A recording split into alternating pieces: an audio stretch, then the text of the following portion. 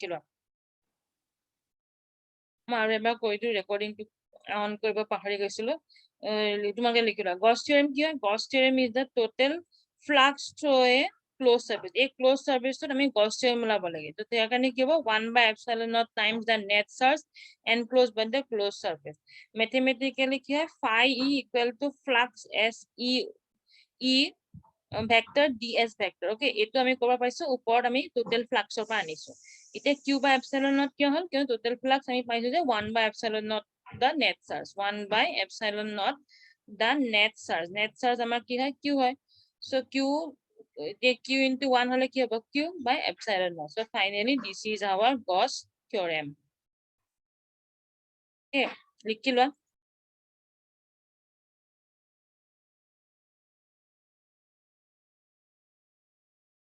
লিখি থাকা মই তলৰটো অলপ বুজাই দিছো Gaussian surface কি হয় any hypothetical closed surface enclosing a charge is called a Gaussian surface of that charge মানে যিকোনো এটা hypothetical ঠিক আছে যিকোনো এটা theoretical আমি যদি ক্লোজ সারফেস ন তাতে যদি আমি চার্জ এটা যদি তাতে যদি চার্জ থাকে এটো কি কোৱা হয় গসিয়ান সাৰফেস বুলি কোৱা হয় of that charge Gaussian surface কাৰ হয় সেই চাৰ্জটোৰ গসিয়ান সারফেস কেতিয়া ক'ব Gaussian surface any hypothetical means কি এনি থিওরি ওকে থিওরিত যদি আমি ক্লোজ সারফেস ল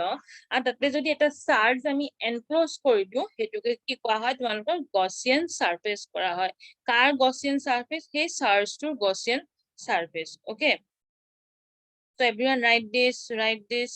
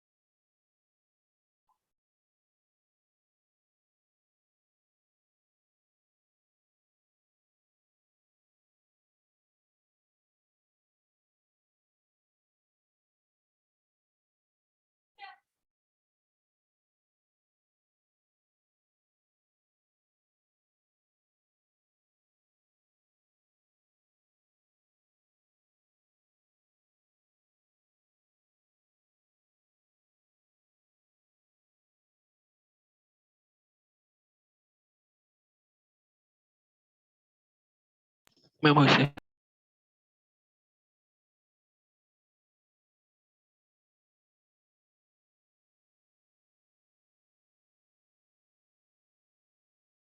ঠিক আছে এতিয়া আমি প্রুফটো চাই লওঁ গছ থিওৰেমৰ প্রুফটো ঠিক আছে এটা এনক্লোজ সারফেসত লয় বুলি কৈছে এটা ক্লোজ সারফেসত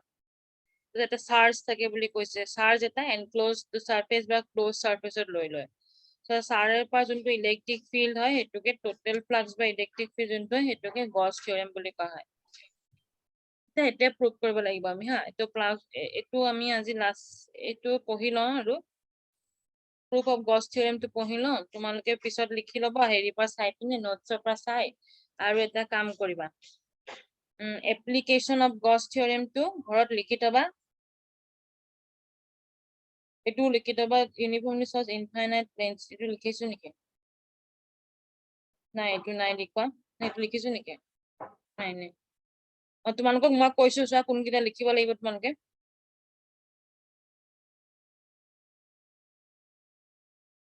তোমালোকে লিখিব লাগিব আজি ঘৰত proof of Gauss theorem বুজাই দিম এইটো application of Gauss theorem এইটো আজি বুজাই নিদিও next classত বুজাই দিম এইটো লিখি থবা then electric field due to a uniform charge infinite plane sheet এইটো লিখি থবা ঠিক আছে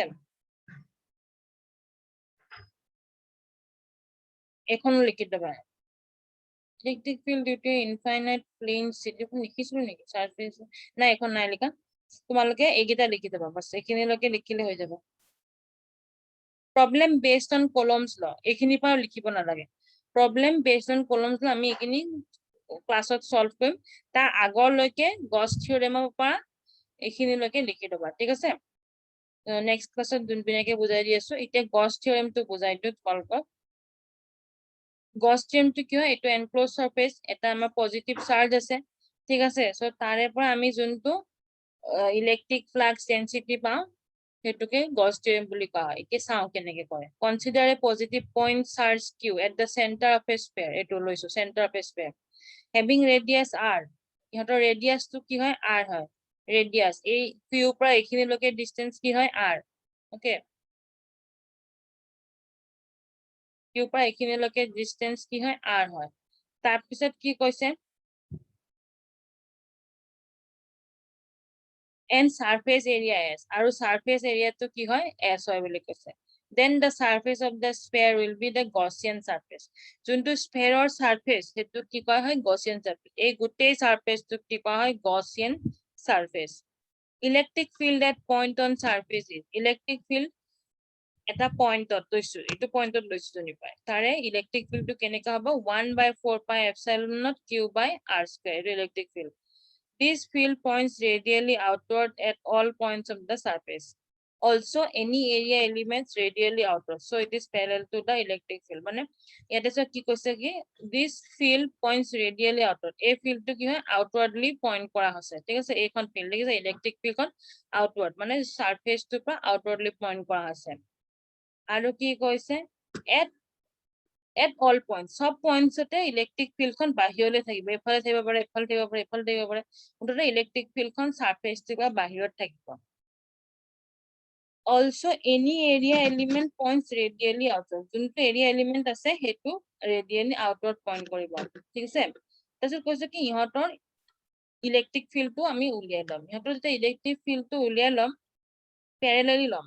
প্যাৰেলাল হলে কি হ'ব থিটা ইকুৱেল টু 0 যেতিয়া প্যাৰেলাল হয় থিটা সদায় 0 হয় প্যাৰেলাল হলে আৰু নৰমাল বা পাৰপেন্ডিকুলাৰ হলে থিটা কি হয় 90 ডিগ্ৰি হয় তো মনত ৰাখিবা প্যাৰেলাল হলে থিটা ইকুৱেল টু 0 আৰু নৰমাল বা পাৰপেন্ডিকুলাৰ হলে থিটা ইকুৱেল টু 90 ডিগ্ৰি এতিয়া আমি ফ্লাক্সটো ওলাব লাগে এৰিয়া ds কাৰ এই নিজে এই গোটেইখিনি সাৰফেস এৰিয়া s হয় এই গোটেইখিনি সাৰফেস এৰিয়া s তাৰে পৰা অলপমান পোৰশন যদি ল সাৰফেস এৰিয়া তো হেতু কি বুলি নাম দিম ds okay so now the flux to area ds is d phi e equal to e ds okay d phi আমি অলরেডি পাইছিল ফ্লাক্সৰ যে e ds হয় বুলি এটা কি হ'ব ds cos theta হ'ব theta কি value 0 degree so cos 0 degree cos 0 degree মানে কিমান হয় 1 হয় এটো মনত ৰাখিবা এইকাৰণে কৈছো এটা বহুত important cos 0 degree cos 0 degree সমান কিমান হয় তোমালোকৰ 1 হয় আৰু cos 90 ডিগ্ৰী সমান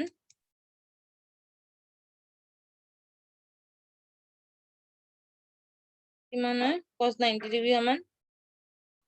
0 হয় yes correct তো এতিয়া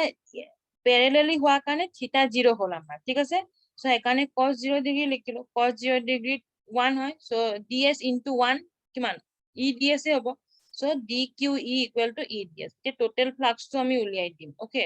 টোটাল ফ্লাক্সটো আমি উলিয়াই দিম টোটাল ফ্লাক্সটো আমি কেনেকৈ উলিয়াম টোটাল ফ্লাক্সটো আমি এইটো যে ইয়াতে আমি QE লগাম QE মানে small part of the flux whole ফ্লাক্সটো লাগিলে আমি কি কৰিম টোটাল ফ্লাক্স ডেন্সিটি কৰিম so total flux density DQE এটুক আমি টোটাল ফ্লাক্স ডেন্সিটি কৰিবলৈ হলে এনেকে কৰি গোটেই ফ্লাক্সটোক আমি ইন্টিগ্ৰেশন কৰিছো উইথ সাৰফেস এৰিয়া s তাৰপিছত DQE লিখিলাম তাৰপিছত DQE মানে কি হয় EDS হয় লিখিলো EDS সাৰফেস এৰিয়া নিজৰ জেগাতে আছে ঠিক আছে এতিয়া ই টো কি হয় এটা কনস্ট্যান্ট ফর্ম বুলি ভাবিছো ইলেক্ট্ৰিক ফিল্ড ইন্টেন্সিটি সো ই মই ইয়ালে লৈ আনিলো ফ্লাক্সক মই এফালে লৈ গলো ইন্টিগ্ৰেশন পয়েন্ট অফ ভিউ ইন্টিগ্ৰেশন পয়েন্টত কি হয় ইন্টিগ্ৰেশন অফ যদি সাপোজ ৰবা হা এক মিনিট চাও twice x dx থাকে okay integration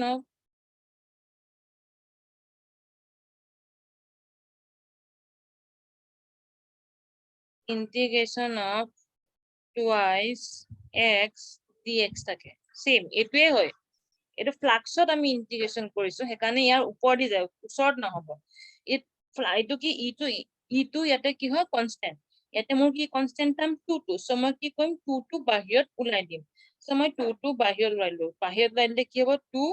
এটো এতিয়া ইন্টিগ্ৰেশন কাক কৰিব x dx ত কৰিব x dx ক ইন্টিগ্ৰেশন কৰিলে কি হয় 2 এটো 2 আহিছে আৰু x স্কয়াৰ ডিভাইডেড বাই 2 হয় কেনেকুৱা হয় অলৰেডি ফৰ্মুলা দি থৈছো তোমালোকক ফৰ্মুলা ধুনীয়াকে লিখা আছে কেনেকুৱা হয় তো একবাৰ চাই ল'ব নোৱাৰিলে এতিয়া সো এটা কনস্ট্যান্ট টাৰ্ম ইটো হচ্ছে ই মই সাইড কৰি বাহিৰত লৈ আনিলো then flux density ds okay এটা কি কৰিবা ইটো ই জায়গাত থাকিলে ds মানে কি হয় total area of the sphere total area of the sphere দাম ইন্টিগ্রেশন কৰিছো কাৰ স্মল এৰিয়াটো ঠিক আছে কিন্তু আমি ইন্টিগ্ৰেশন কি কৰিব লাগিব গোটেই হোল এৰিয়াটো ইন্টিগ্ৰেশন মানে কি টোটাল এৰিয়া ডিফাৰেন্সিয়েশন মানে কি small area we are taking the whole area that's why আমি কি কৰিম ইন্টিগ্ৰেশন কৰিম okay now comes your ds equal total area of the sphere total area of the sphere কৰিবা